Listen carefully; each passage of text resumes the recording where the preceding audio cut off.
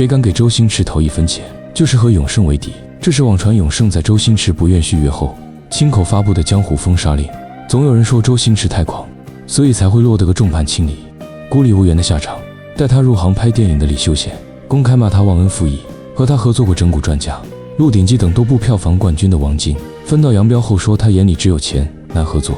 香港电影大佬杜琪峰骂他自私人品差。武术泰斗洪金宝在功夫片场和他闹翻。2008年好友梁朝伟大婚，他一个8000块的红包就把自己送上了风口浪尖。2014年港圈更是因为一篇5万字的文章就大规模展开了盗周行动。是要做事，他不懂人情世故，唯利是图，吝啬自私的罪人形象。可这些人都没有看透，别人拍戏即便不赚钱，也至少还有片酬拿，而周星驰却每次都是在赌命。对于误解，星爷只会淡淡的说一句：“这个我觉得都是没所谓的。”1992年是当之无愧的周星驰年，他在永盛1年连拍7部电影，强势霸榜香港票房前5，为公司赚了几个亿。可他的片酬却只有区70万。他不甘心被资本任意拿捏，想自立门户，成立彩星后拍的《大话西游》，不仅赔了个低调，还遭到了永盛封杀，公司破产，账户冻结。一夜之间，他成了港圈人人避之不及的过街老鼠，无人敢和他合作，更没人愿意投资他的电影。走投无路下，他拿着自己磨了2年心血的少林足球，求到了华语集团林晓明夫妇4000万的投资，加上零片酬出演的谢谢和吴孟达、田启文、黄义飞等老班底的助阵，少林足球才得以顺利问世。以6073万票房打破香港影视票房纪录后，周星驰也凭借出色的演技拿到了人生唯一一座金像奖影帝。自此，他终于有了可以为所欲为的底气。绝地求生逆风翻盘后，他也没有停下创作的脚步。2004年，他再次押上全部身家，难命死磕的华语大片《功夫》，以香港6128万、内地1.6亿、全球1.05亿美元票房的好成绩，碾压同期一众作品，再度杀回华语影坛巅峰。可也是这部戏，不仅让他和动作片泰斗洪金宝闹翻，还被扣上了片场暴君的骂名。一个镜头反复打磨，100次重拍，顶着40多度的高温，单场连拍18小时，巡演中暑一批换一批，他却依旧身兼数职，坚守片场，镜头前后连轴转。而他这种对作品细节近乎病态的偏执，不仅让很多人都难以接受，甚至还招来了不少骂名。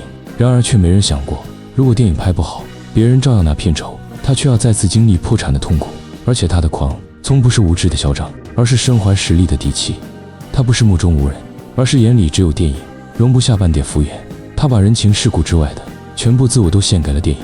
2008年，他以《长江7号》这部温情之作彻底告别演员，转向幕后。影片中他句句戳心的台词：“你只是个散工，你顶不了，顶得了，你顶不了。”道尽了小人物的艰难，也勾勒了普通人骨子里的坚韧善良。不仅直击灵魂的悲凉，还彻底撕碎了无厘头喜剧原有的浅薄外壳。他从不是单纯的逗乐，而是把底层人的悲欢赤裸裸地展现在观众面前。他把温柔都留给了角色，却独自承受着外界的偏见与诋毁。直到人民日报曝光了他在疫情期间的善举，他身上那个冷血自私的标签才被彻底撕下。人前抠门吝啬、唯利是图的人，人后却在一直默默付出，从不张扬。01年，他为白血病患儿辉仔捐骨髓，并承担全额治疗费。08年汶川地震，他低调捐出3000万支援灾区，捐赠超200所希望小学。早年还把综艺赢得的100万港币全数捐给患病儿童，多年匿名资助援建流动学校放映室。慈善对他来说是良心账，不是流量账。别人忙着晒捐款博好感，他只默默把事做好，连名字都不愿留下。大众只看见他的孤傲与不近人情，却从无人深究他这份狂的背后，正是周星驰半生的真实写照。所有攻击他的人，始终没人能说出他到底做错了什么。杜琪峰曾被拍到和周星驰聚会，周星驰拿出珍藏多年的好酒招待，王晶依然公开承认他是演技最好的演员。他们敬他的才华，只是受不了他的方式。所谓的狂，是天才不被理解的孤独；所谓的偏执，是匠人对艺术的极致敬畏，更是以命相搏的孤注一掷。